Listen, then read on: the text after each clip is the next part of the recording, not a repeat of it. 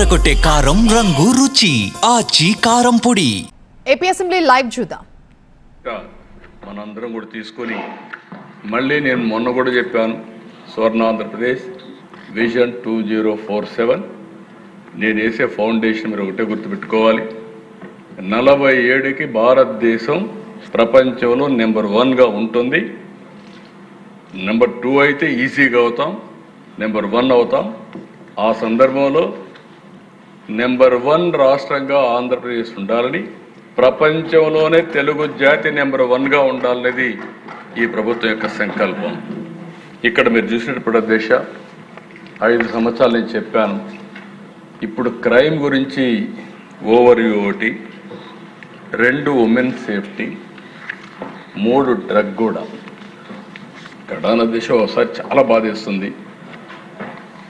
ఆ రోజు డ్రగ్స్ విపరీతంగా వచ్చాయి, గంజాయి విపరీతంగా వచ్చింది. దాని మీద మా పార్టీలో కూడా స్టేట్మెంట్లు ఇవ్వడం, కండెమ్ చేయడం ఎన్ని పెట్టారు. కడాన పార్టీ ఆఫీస్ పైన కూడా దాడి చేస్తే నేను ఆనాటి హోమ్ మినిస్టర్కి ఫోన్ చేసి రిక్వెస్ట్ చేసి, గవర్నర్కి ఫోన్ చేసి ఎక్కడికక్కడ కాపాడుకునే పరిస్థితికి వచ్చాం అధ్యక్ష. సోషల్ మీడియా ఇది ఇప్పుడే పీతాని మిగిలిన కూడా మాట్లాడారు, మేజర్ సమస్య. నిన్న నేను చూశాను, ఈ కర్ణాటక కోర్టు కూడా ఒక కామెంట్ చేశారు అధ్యక్ష దీనిపైన. వాళ్ళు కూడా మాట్లాడుతూ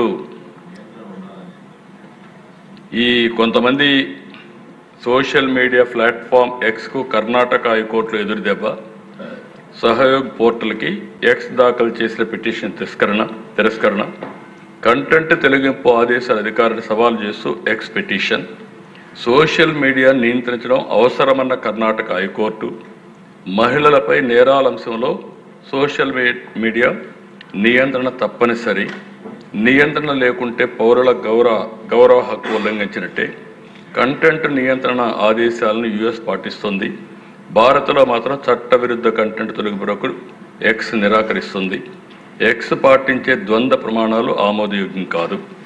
కర్ణాటక హైకోర్టు నిర్ణయించే పరిస్థితికి వచ్చారు. దీనిపైన మనందరం కూడా చాలా బాధపడుతున్నాం. ఇక్కడుండే వాళ్ళందరినీ క్యారెక్టర్ అసాసినేషన్, ఆడబిడ్డల క్యారెక్టర్ అసాసినేషన్, నేను కూడా దానికి విక్టిమ్ అయ్యాను.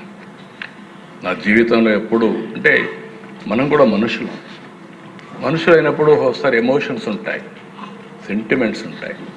అలాంటి సెంటిమెంట్స్ దెబ్బతీసే పరిస్థితికి వస్తున్నారు. ఇప్పుడు కూడా అది జరుగుతూ ఉంది. దీనికి ఏ విధంగా ఉండాలనో మీరు కూడా ఐడియాస్ ఇస్తే మెంబర్స్ అందరూ, ఈ ప్రభుత్వం చాలా స్పష్టంగా ఉన్నాం. ఎట్టి పరిస్థితిలో కూడా సోషల్ మీడియా దుర్వినియోగం చేసి ఇష్టానుసారంగా చేసే వాళ్ళు మాత్రం వదిలిపెట్టే ప్రసక్తి లేదు. చట్టపరంగా ఉంటాం, అదే సమయంలో మాత్రం కఠినంగా ఉంటాం అధ్యక్ష. ఎలక్షన్ మేనిఫెస్టోలో పెట్టే పరిస్థితికి వచ్చావు, కొంతమందికి న్యాయం చేస్తామని, అది కూడా ఒకసారి మీకు ఎక్స్ప్లెయిన్ చేస్తాను. గవర్నమెంట్ ఆఫ్ ఇండియా ఫండ్స్ విషయం, అదర్ ఇనిషియేటివ్స్, ఇవన్నీ అధ్యక్ష. నెక్స్ట్ అధ్యక్ష, ఇప్పుడే మినిస్టర్ గారు కూడా చెప్పారు, ఓవరాల్గా లా అండ్ ఆర్డర్ ఒక విధంగా చెప్పాలంటే నేను ఎప్పుడు 4వసారి ముఖ్యమంత్రి అయ్యాను, కానీ పోలీసు వ్యవస్థ టోటల్గా భ్రష్టు పట్టే పరిస్థితికి వచ్చాను.